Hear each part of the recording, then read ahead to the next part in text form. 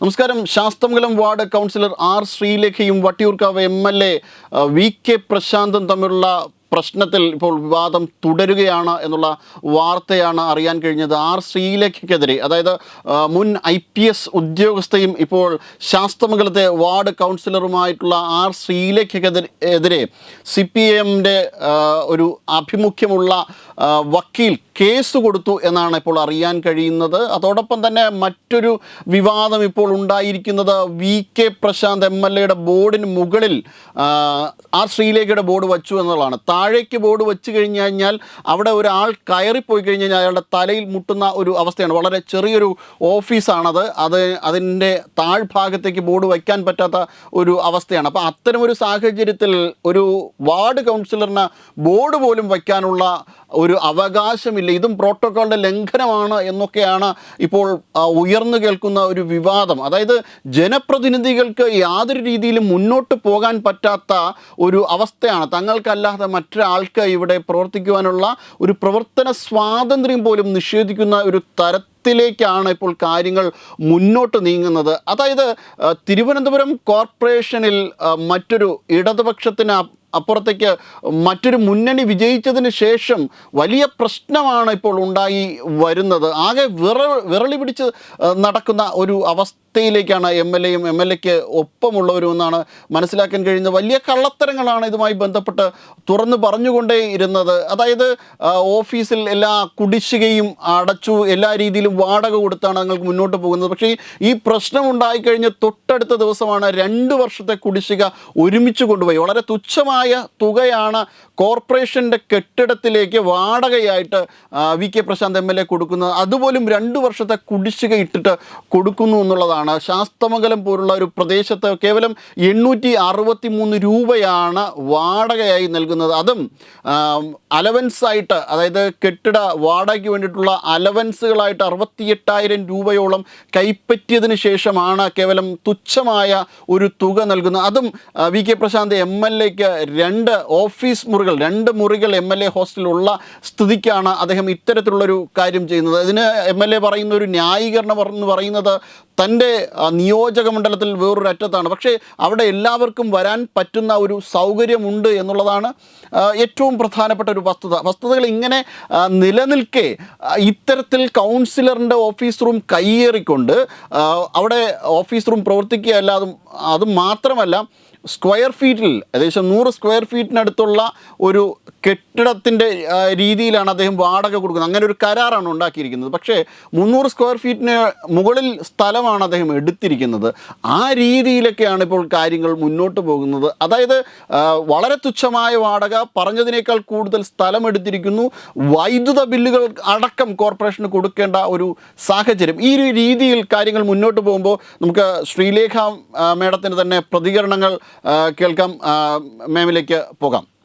നമസ്കാരം മാം. അതായത് ഇന്നിപ്പോൾ അറിയാൻ കഴിഞ്ഞു, ഏതോ ഒരു ഇടതുപക്ഷ MLA വ്യാജമായ ഒരു പരാതി മാമിന്റെ പേരിൽ കൊടുത്തിരിക്കുന്നു.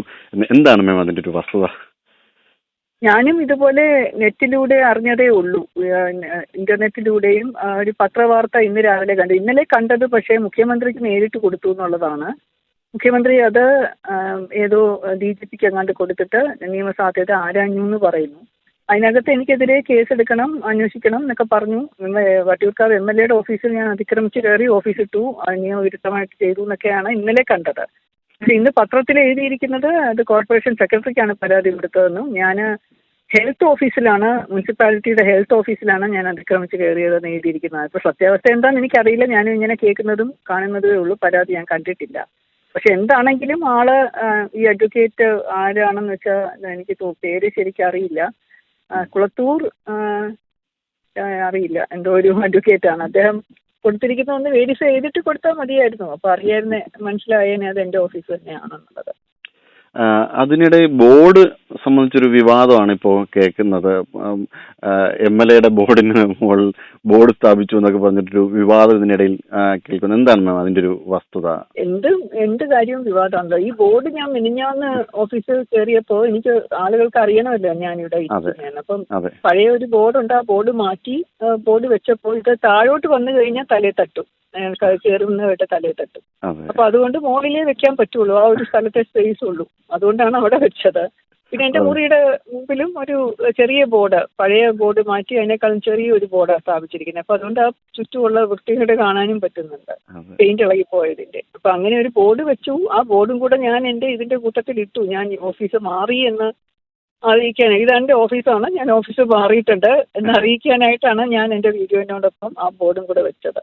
അത് വെക്കാനുള്ള സ്പേസിലാണ് വെച്ചത്. അത് MLA മുകളിലാണോ താഴെയാണോ എന്നൊന്നും ഞാൻ നോക്കിയില്ല. കൗൺസിലറിന് ബോർഡ് വെക്കാനുള്ള അധികാരം ഇല്ലെന്നാണോ ഇപ്പോ പറയുന്നത്? അറിയില്ല, എല്ലാം വിവാദമാക്കുവാണല്ലോ. പക്ഷേ എന്തെങ്കിലും ആയിക്കോട്ടെ, വിവാദമാക്കണം എന്നുണ്ടെങ്കിൽ ആക്കിക്കോട്ടെ. They can keep it alive. അങ്ങനെ വേണമെന്ന് നിർബന്ധമാണെങ്കിൽ ആക്കിക്കോട്ടെ. എനിക്ക് അത്രയും പബ്ലിസിറ്റി ഫ്രീ ആയിട്ട് കിട്ടുന്നു, അല്ലാതെ എന്ത് പറയാൻ. തെരഞ്ഞെടുപ്പ് വരെ ഇങ്ങനെ ഒരു തന്ത്രവുമായിട്ട് ഇവര് മുന്നോട്ട് പോകുമെന്നാണ് പറയുന്നത്. അത് പോട്ടെ, അല്ലെ, തെരഞ്ഞെടുപ്പ് വരെ പോകുന്നറിയില്ല. മാർച്ച് മാസം വരെയാണ് അഡ്വാൻസ് ആയിട്ട് ഇപ്പൊ വാടക അടച്ചിട്ടുള്ളത്. അപ്പൊ എന്തായാലും മാർച്ച് കഴിയുമ്പോൾ ഒഴിയണമല്ലോ. ഏപ്രിൽ ആകുമ്പോഴേക്കും ആ മുറി എനിക്ക് കിട്ടും എന്ന എനിക്കൊരു പ്രതീക്ഷയുണ്ട്. അപ്പൊ അതുകൊണ്ടാണ് അതുവരെ ഞാൻ 3 മാസത്തേക്ക്, ജനുവരി ഫെബ്രുവരി മാർച്ച് 3 മാസം ഞാൻ ഈ ഉള്ള സൗകര്യമായിട്ട് പൊരുത്തപ്പെട്ട് പോയല്ലേ പറ്റൂ. അപ്പൊ അത് ഞാൻ ചെയ്യുന്നു. അവിടുത്തെ മാലിന്യമല്ല, എന്തായാലും ഈ വിവാദം ഉണ്ടായ തുടർന്ന് അവിടുത്തെ മാലിന്യമെങ്കിലും നീക്കാൻ വേണ്ടിട്ട് അത് വലിയൊരു കാര്യം. അത് മാറ്റി. പിന്നെ കൂടാതെ അവിടെ 2 ഹബ്ബുകൾ സ്ഥാപിച്ചിട്ടുണ്ട് ഓഫീസിന്റെ 2 വാതിലിന്റെയും വശത്തായിട്ട്. ആ ഹബ്ബ് ഉള്ളത് കൊണ്ടാണ് അത് PPP മോഡലിൽ ലയൺസ് ക്ലബ് സ്പോൺസർ ചെയ്തെങ്ങാണ്ട് കൊണ്ടുവച്ചതാണ് പണ്ടെങ്ങാണ്ടെന്ന് പറയുന്നു. അതിനകത്ത് ഈ മാലിന്യം നിക്ഷേപിക്കാൻ പറ്റുന്ന ഒരു വേസ്റ്റ് ഡിസ്പോസൽ ഹബ്ബ് എന്ന് പറഞ്ഞിട്ടാണ് അതിനെ ട്രീറ്റ് ചെയ്തത്. അപ്പോൾ അതുകൊണ്ട് അതിന്റെ ചുറ്റുമാണ് ആളുകൾ കൊണ്ട് ഇട്ടിട്ട് പോകുന്നത്. അത് ശാസ്ത്രമംഗലത്തിൽ നിന്ന് മാത്രമുള്ളതല്ല, വട്ടിയൂർക്കാവ് നെടുമങ്ങാട് ഏരിയയിൽ നിന്ന് വരെ പലയിടത്തുനിന്നും ആളുകൾ കൊണ്ടുവന്നത് വലിയ വലിയ ചാക്കുകളിൽ മാലിന്യം നിക്ഷേപിച്ചിട്ട് പോകുന്നുണ്ടായിരുന്നു. അതിനിയും അവോയ്ഡ് ചെയ്യുവാണ് നമ്മളിപ്പോൾ. അവിടെ ഇനിയും ആ ഒരു 2 സാധനം കൂടെ എടുത്ത് മാറ്റി കഴിഞ്ഞാൽ കുറച്ചും കൂടെ വൃത്തി അവിടെ കിട്ടും. കാരണം മാലിന്യം കളക്ട് ചെയ്ത് കൊണ്ടുപോകാനുള്ള സ്പെസിഫിക് വേറെ സ്ഥലങ്ങളുണ്ട്. ഓഫീസ് പരിസരത്തല്ല അത് സൂക്ഷിക്കേണ്ടത്. തീർച്ചയായും എല്ലാം ഭംഗിയായിട്ട് കലാശിക്കട്ടെ എന്ന് വിശ്വസിക്കാം. Thank you. വളരെ നന്ദി. Thank you. Web desk Tatwamayi news.